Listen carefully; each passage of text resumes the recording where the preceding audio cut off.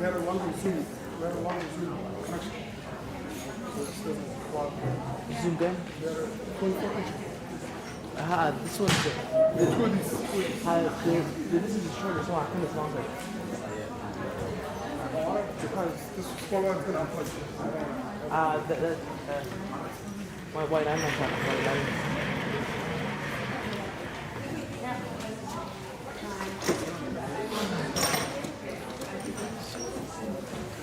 Question? Repeating?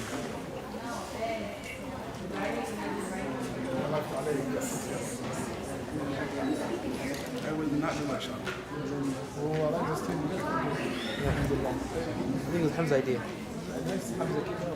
Good.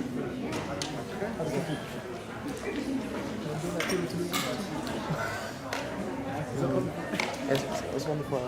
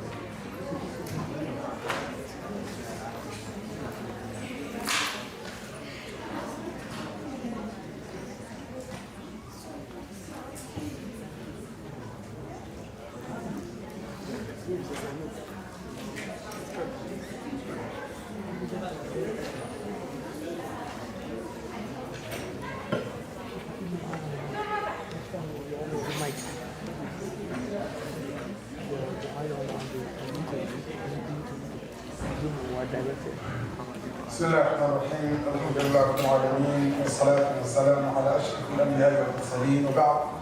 فأهلا وسهلا ومرحبا بكم أيها الطلاب في معهد العالي للعلماء والدعاة. هذا هو الدرس الثاني من دروس اللغة العربية. إن شاء الله سنواصل دروسنا اليوم. أمس أخذنا مقدمة في قواعد العربية.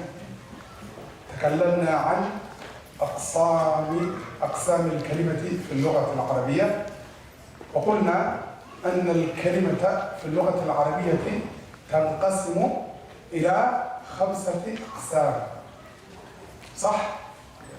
قلنا أن الكلمة في اللغة العربية تنقسم إلى كم؟ 5 أم 6؟ 3؟ تمام. أنا أقول 5 لكنهم يقولون 3. تمام.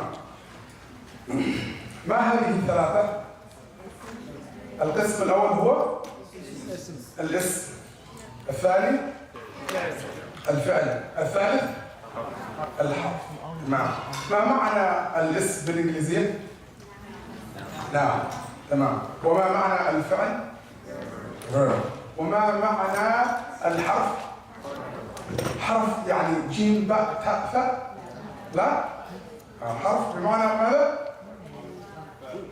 هو من على في مثل هذه الأشياء، وسنأخذ بعضا منه اليوم إن شاء الله تعالى إذا وصلنا، ممكن اليوم في حروف الجر.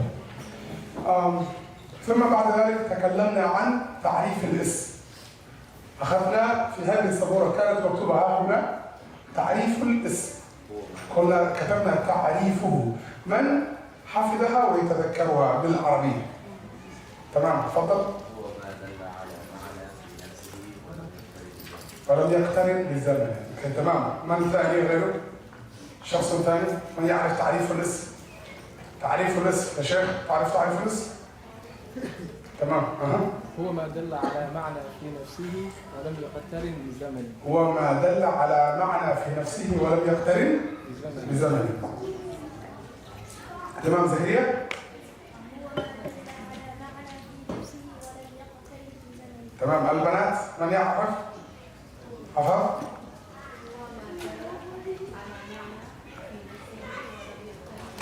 وما دل على معنى في نفسه ولم يقترن بزمنه. أنت تبتسمين. تعرفين؟ نعم. ولم يقترن بزمن. تمام. إذا كان الشخص ينظر إلي مباشرة فأنا أعرف أنه يعرف فسأختاره. تمام. أنت تعرف؟ الصاحب الكفير.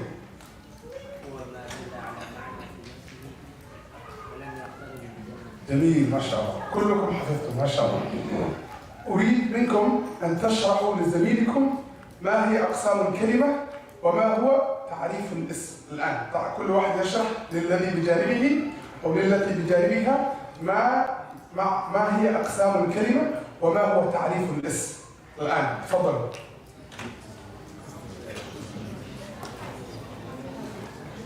يلا سكين يلا.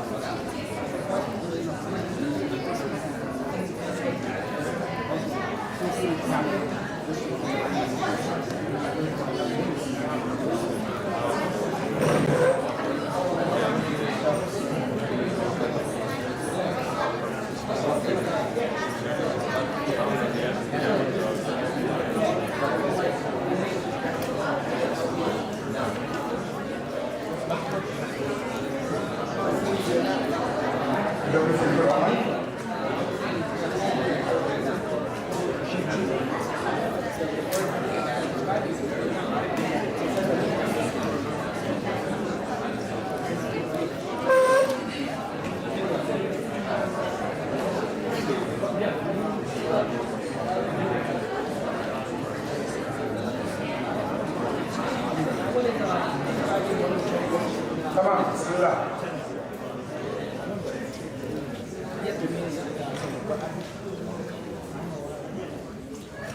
هل فهمت ماذا كنت أقول؟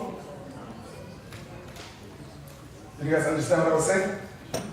Or were we just having a conversation? Tamam? Okay. So yesterday we talked about a very important principles of the Arabic language. And we were talking about the inheritance that a person inherits when they die, right? Yesterday's subject. So it's not? Am I confused? What were we talking about? We talked about al-kalima in the Arabic language. And we said it divides to how many categories? Okay, let me ask another question. What are the parts of speech in the Arabic language? How many are they? Three. English has? English has, I did research yesterday, it has 4, and then 1, and then 4.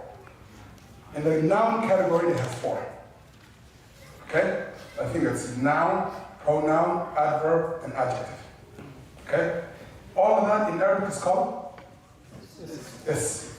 Then for the verb, we have 1, we have 1. Verb is verb. Okay? And then for half, they have 4. Particle, preposition, conjunction, and but, those things, okay? And one other one, particle, preposition, conjunction, and something else. All those 4, again, in Arabic are half. So that's the difference. English has 9, Arabic has only 3. We're beating them. We are winning. Tamam? Okay, those 3 in Arabic we said are? Ismun, fi'lun, and harfun. Somebody tell me why is that important? What does that do for you? Like, what does that mean? The 3 parts of speech in Arabic? Yeah. Sounds like a fancy sentence. Okay, there's 3 parts of speech in Arabic language. There is fi'l. What does that mean? Make it something, yes? Simpler than that. Yes? Simpler than that. Sets the parameters for you.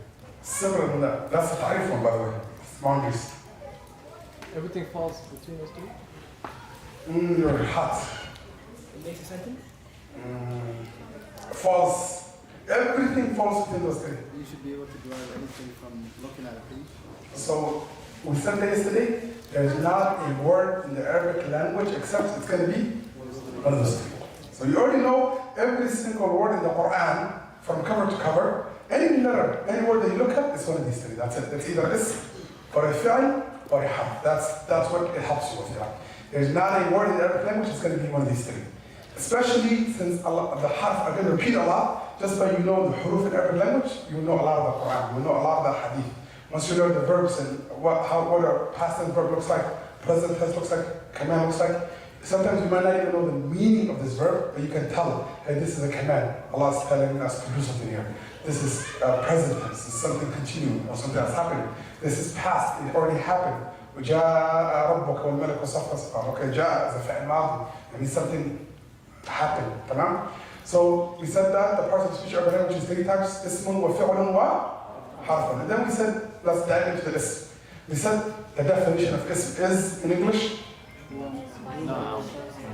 It's what shows you a meaning by itself without any attachment to a time frame. Okay? هو ما دل على معنى في نفسه ولم يقترن بزمن. Okay, I want you to shout out some asma in Arabic language. Go ahead. Anyway, just throw out words. أسد طالب طريق جميل رجل غالي بيت قلم and so on. تمام؟ كتب كلب. Yes. تمام. Okay. Now today, inshallah, we're going to take a very important matter. We made a promise yesterday. You guys remember? When you walk out of this class, you said we looked into Surah Al-Fatiha before we started the lesson. We said that by the time today's session is over, you should be able to look at Surah Al-Fatiha and recognize every single word. Because we said the promise was, by me knowing these three words, I will know any word in Arabic language I look at, whether it's ism or a fi'l or a harf. So in Surah Al-Fatiha, you'll be able to identify what today? Every noun that's in Surah Al-Fatiha. Every noun. Fi'l and harf we didn't get here, but you should be able to recognize every single noun. So today, inshallah, we're going to take something called Alamatul Ism. علامات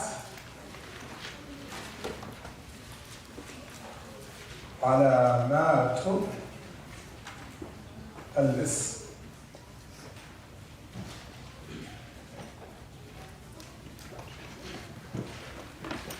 These principles that we're learning, the rules are going to be very useful when we get to the conversations.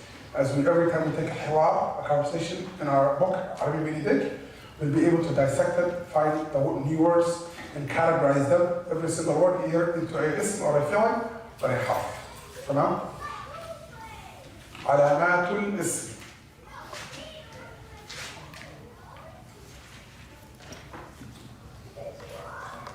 Excuse me if I keep drinking water with this. I'm recovering from a cold, so it helps like that.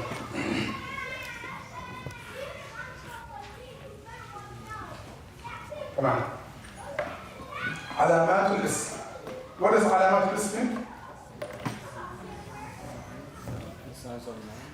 When I write it down for you, what do I mean by this?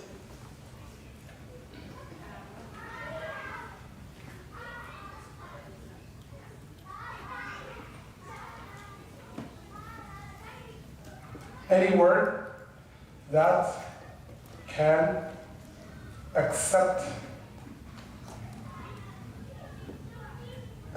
or take any of these signs is a noun. Any word that can accept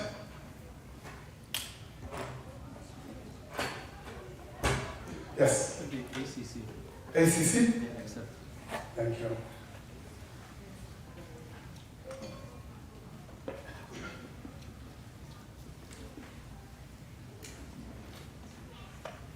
Good.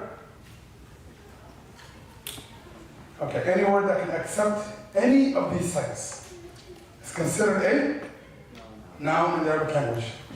Now we have a lot of minds. You guys know minds? Minds like the on battlefield. There's a lot of minds in the sentence. I want you guys to understand it so you don't get confused. The first thing is that can accept. What does that tell you?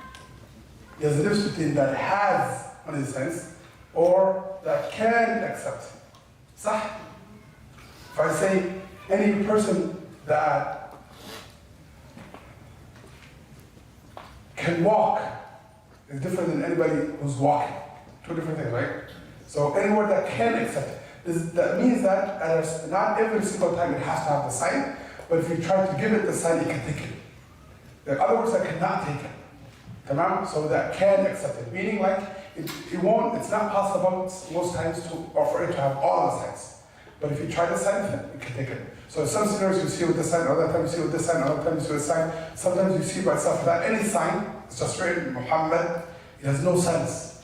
But can it take any of the signs? Can I try and give it to it? Yes, it can take it. So the first thing I want you to remember is it can accept. It can take the sign. Tamam? The second thing is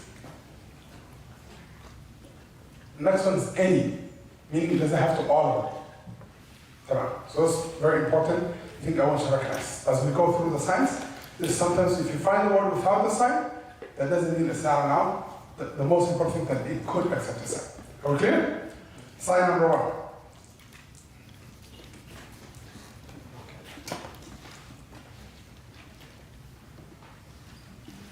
Al-Jabr.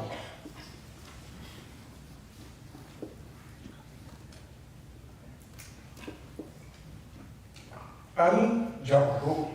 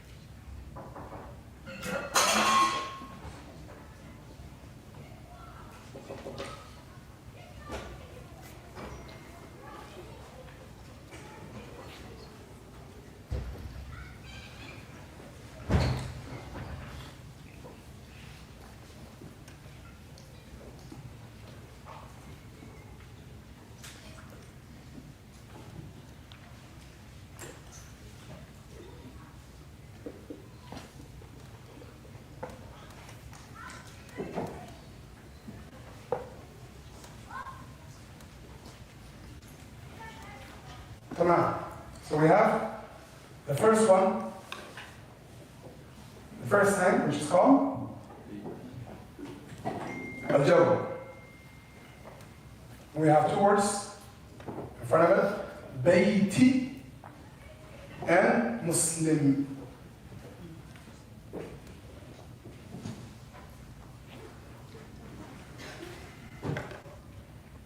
This Bayti means a house, and Muslim is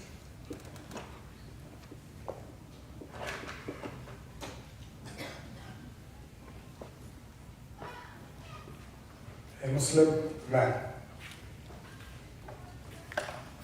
Something's wrong. I say I'm a Muslim, right? Arabic, in English it's okay. In Arabic you can say I'm a Muslim.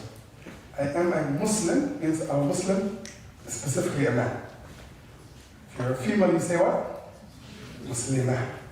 You know? Which is one of the principles we'll take about now today, after the session. So, we have something called al-jar. What is jar? Jar is this. You see the kasra at the end of the noun? Do you notice that I wrote all the other harakat in? This is called haraka, by the way. Fatha, dhamma, kasra, and we have sukoon. Tamam? That's called Arabic. In Arabic, in English, we have constant letters and then we have vowels. In Arabic, we only have constant letters, and then we have the vowels that are all over the place. They're not a letter by itself, they go in every letter. So whether it's a fatha or a kasra or a dhamma, that's called harakat.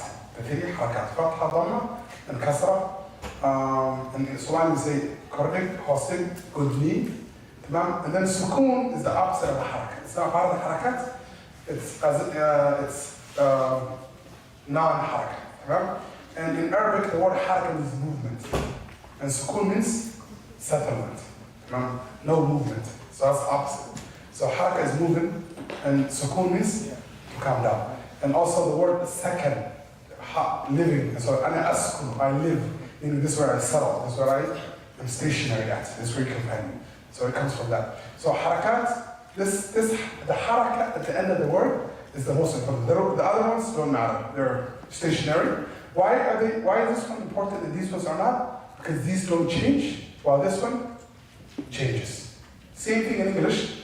We say, for example, for the present tense, we do like running, we add something, right? We say eating, we're adding something to the end. The E doesn't change or so on. Some letters at the end sometimes changes when you make a plural and things like that, but in the beginning it's always the same. So this one will change. One of the things it changes to is called a kasra.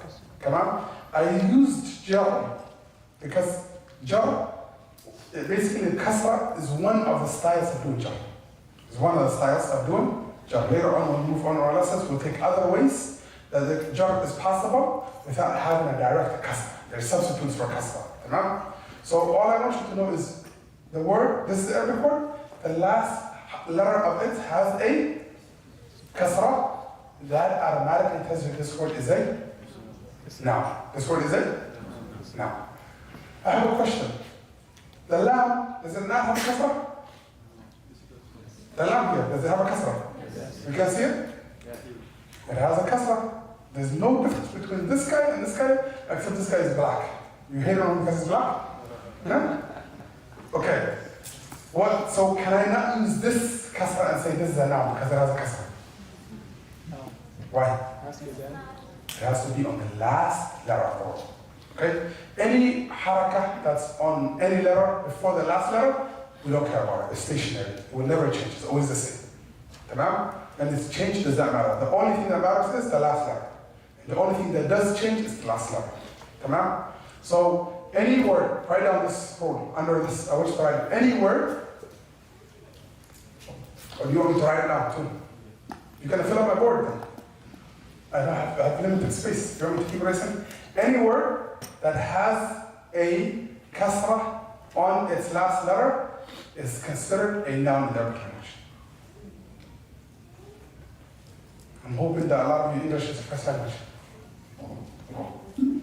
When I tell you sentences, it's very important. Some of you, yeah, I got one. I don't need to write that. That's easy. No. Later on, I will ask for the exact sentence. You're going to be like, no, the word, the end, the beginning. No. My sentences treat it like Quran. Memorize the way I say it.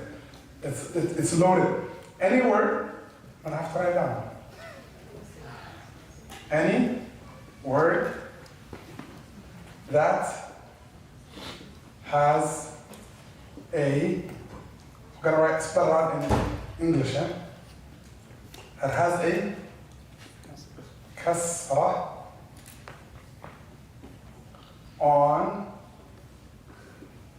its last letter is a noun. That has or could, that could have to. Because we said, remember, that can accept it. So any word that you find, open up the Quran to anywhere. If you see a word and the last letter has a kasra, what do you automatically know? You automatically know it's a no. Alhamdulillahi, lillahi. What do you know about Allah? The word Allah, what do you know about it in the sentence? It's a noun. What's the proof? It has the it at the end. Tamam? Rabbi. Huh? It's a noun. What shows you it's a noun? It has a kasra. Al-Alamin Ar-Rahmani. It has a kasra, so it's a noun. Ar-Rahimi. It has a kasra, so it's a noun. Maliki. Huh? I should already write down myself in the right there, right? About to finish the surah, I will tell you one rule. Tamam? Okay. So, this is called a jar. This is called a jar. I want you to get familiar with it now. That's why I'm telling you it. I could have wrote kasra, but I don't want that, okay? There's something called jar. It makes you more sophisticated. If you say kasra, everybody knows it. If you say jar, not a lot of people know. Tamam? So, jar is the mother of kasra. Kasra is only one of the signs of jar. Tamam? Now, what does this mean? Any word in the Arabic language that has a kasra at the end cannot be anything except a period. Any word that has a kasra on its last letter cannot be anything except a noun. Tamam? I explain this to your partner. No, you cannot start from any word. I'll say, hey, I'm going to teach you something. It's called alamat al-ism. There's a couple of alamat. The first one is called jam. Sophisticated, come on.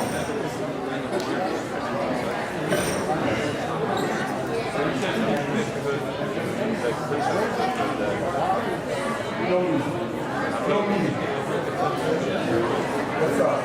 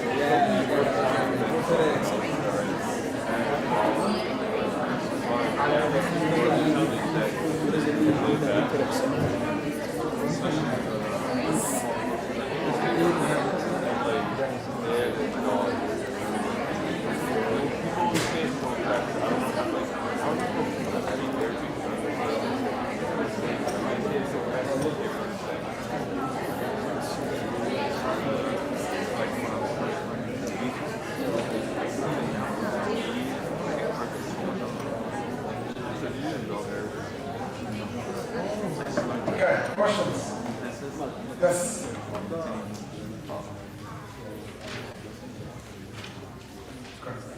Second question. Second time being asked.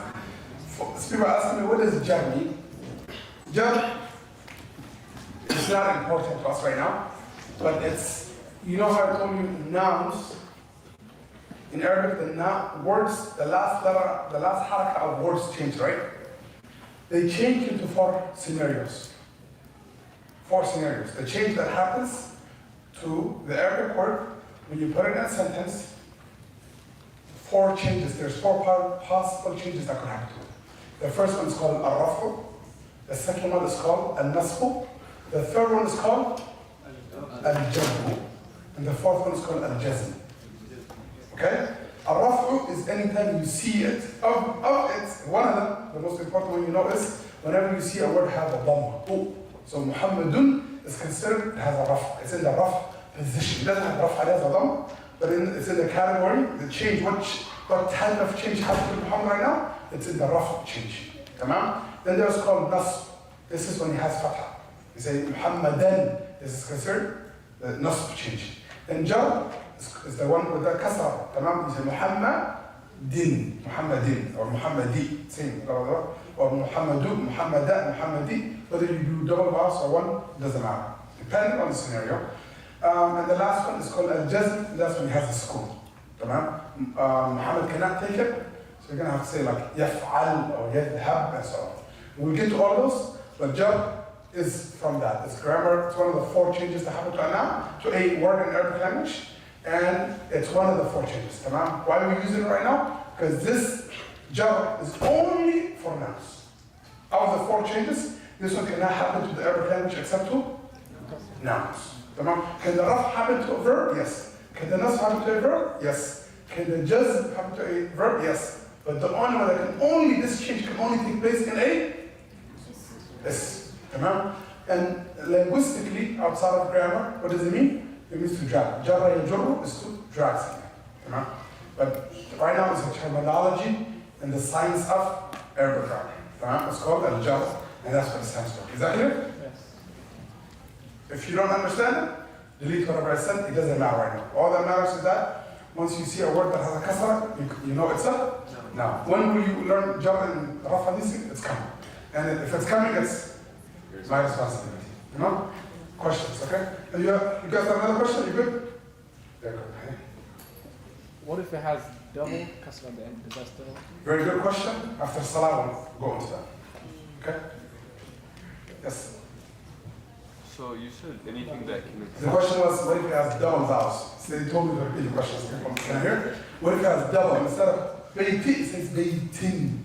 Tamam? We're going to say even better. I will know why later on. Tamam? Yes. So you said anything that can accept this?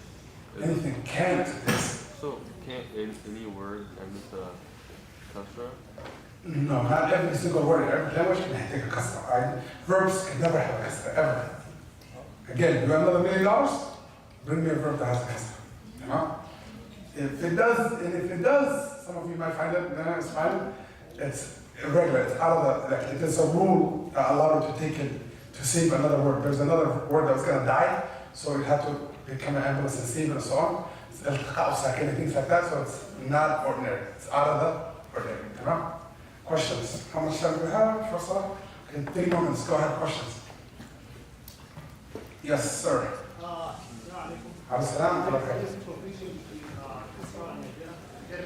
What about switch? Okay, so the question is, jar is confusing. Why don't we just say kasra here, right? Well, the reason why we cannot say that is this is a science. If I was to tell you the ways that a word can take a kasra, one of the things that lead to it having, being in the jar station, one of them is kasra. There's 2 more. Tamam? So this is a mother category. Underneath it would be kasra, and also ya, and also fatha. So we'll talk about it later on. All you need to know now is that I want you to get used to hearing the word jar, because we can use it a lot, you can hear it a lot. Right? Question. Okay, let's go to Salah, inshallah, and then we'll continue after Salah. People online, we'll take a 10-minute, 15-minute break for Salah. Hamza, start the Zoom, are you pause it? Or? Stay on.